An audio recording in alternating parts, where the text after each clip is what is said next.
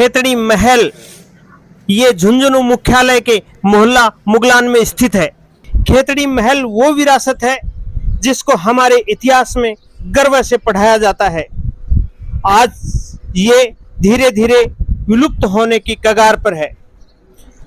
इस खेतड़ी महल के बारे में बड़ी बड़ी प्रतियोगी परीक्षाओं में भी प्रश्न को कई बार पूछा जाता है, लेकिन इसको बचाने का सार्थक प्रयास कोई नहीं कर रहा। आइए अब इसके इतिहास के बारे में चर्चा करते हैं। खेतड़ी महल का निर्माण भोपाल सिंह द्वारा लगभग सन 1770 में किया गया था।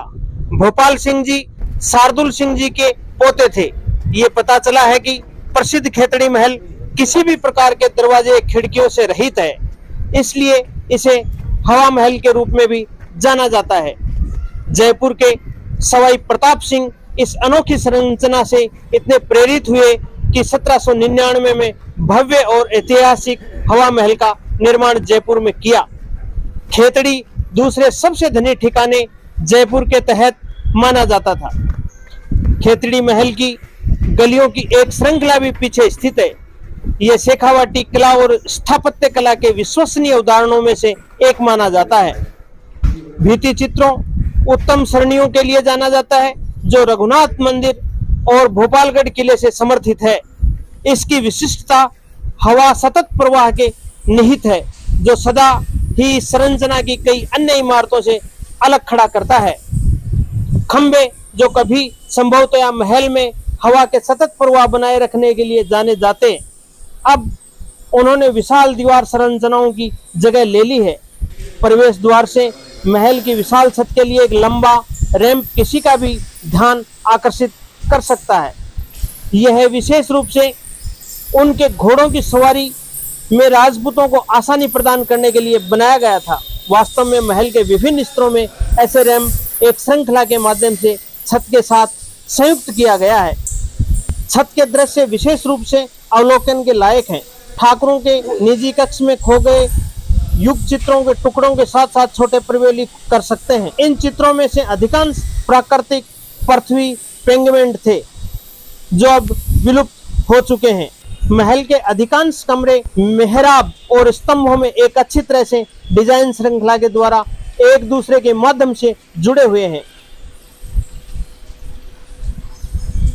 यह एक गुलाबी चमक है। हालांकि खेतड़ी महल पर कोई संदेह नहीं है कि यह शेखावाटी युग की अद्वितीय संरचनाओं में से एक है, लेकिन इस इमारत की लाचार एक दुर्भाग्यपूर्ण सच्चाई है।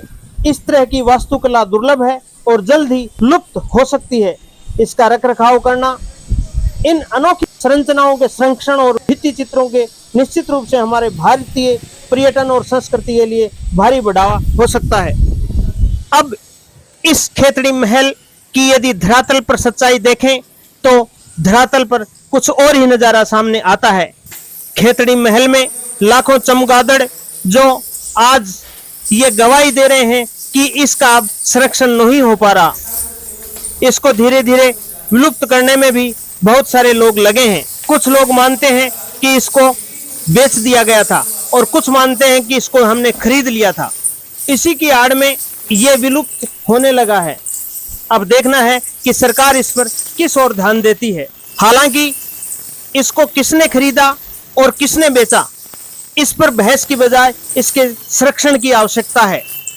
यदि अब इसको नहीं बचाया गया तो हमारी आने वाली पीढ़ियों को इतिहास में क्या पढ़ाएंगे, जिससे कि धरातल पर हमें कुछ भी दिखाई देखने को नहीं मिलेगा। इस धरोहर को बचाने के लिए अब जनता को आगे आना होगा और एक मुहिम बनानी होगी ताकि इस खेतड़ी महल को बचाया जा सके और इसका संरक्षण किया जा सके।